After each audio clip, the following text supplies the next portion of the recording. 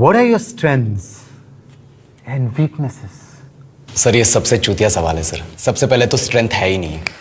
In English, please. I'm telling you. Why will I tell you my weaknesses? मैं आपको अपने strength weakness के नाम पे बताऊंगा। You know, जैसे English. I'm a perfectionist.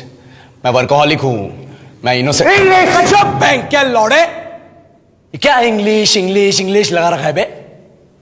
4 साल का था मैं जब मेरे पापा जबलपुर में किसी हलवाई के यहां काम करते थे। खुद तो कभी स्कूल गए नहीं, इसलिए अपनी गांड घिस घिस के मुझको स्कूल में भर्ती करवाया। अब कहने के लिए तो वो इंग्लिश मीडियम स्कूल था, लेकिन साले हमारे टीचर लोग खुद हिंदी में बात करते थे। हमारे स्कूल के लड़के एक दूसरे से यो व्हाट्स अप डॉग ऐसे बात नहीं करते हैं। क्या भौंक रहा है तेरा लंडा आजकल है? ऐसे गले मिलते हैं। किसी तरह रट्टा मार मार के 10th तक पहुंचे तो पता चला कि जिंदगी में सफल होने के लिए एक ही तरीका है और वो है इंजीनियरिंग। सब यही कहते थे, माँ बाप, टीचर लोग, गली का वॉचमैन भी हमसे पूछता था, और भैया कैसी चल रही है आपकी तैयारी? भग बेंचो, तुमको क्या करना है? इसलिए हमारे स्कूल के बच्चे हम सब पहुंच गए बकरों की तरह। मैं IIT, मैं NIT। अरे जिस बच्चे ने अपने बाप को जलेबी तलते देखा है वो तो यही सोचेगा ना कि जिंदगी में पैसा ही सब कुछ है। I did not choose this engineering life, sir, and neither did this engineering life choose me.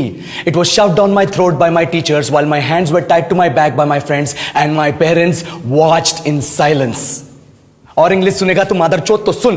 10th के बाद 2 साल लग गए इस कॉलेज में घुसने के लिए, कोचिंग में निकाल दिए। ना कुछ खेले ना कुछ सीखे, और 2 साल बाद जब यहां पहुंचे तो पता चला कि बड़े शहरों के कॉन्वेंट स्कूल के पढ़े बच्चे जब अंग्रेजी में बात करते हैं तो मरे हुए फूल भी खिल उठते हैं। आहा, हवा में ऑक्सीजन की मात्रा बढ़ जाती है इनकी अंग्रेजी सुन के। और पूरे कॉलेज की लड़कियां इन इंग्लिश स्पीकिंग लड़कों को अपना जीवन साथी .com मान चुकी है। तुझे क्या लगता है?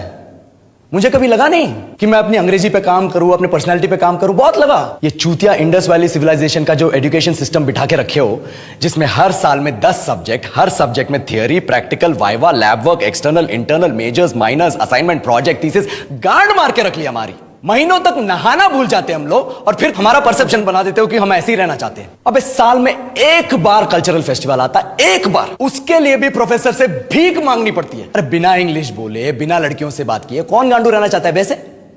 पर टाइम कहां है कुछ सीखने के लिए? लगे पड़े हैं कोडिंग सीखने, 3 लैंग्वेज सीख रहे हैं, अलग अलग इंग्लिश छोड़ के। लेकिन जब प्लेसमेंट्स की बात आई तो सबको एप्टीट्यूड चाहिए, पर्सनैलिटी चाहिए, इंग्लिश स्पीकिंग चाहिए। It is not that we can not speak English, sir. We are just very conscious of our diction and our pronunciation, and we are not confident to speak in front of anyone else. If the curriculum was a little bit diverse, if the engineering colleges in our country focused on our all-round development instead of functioning like a goddamn factory that is just mass producing robots by killing their dreams and handing out degrees, I would not be sitting here in this pointless HR interview, the likes of which exist only in our country.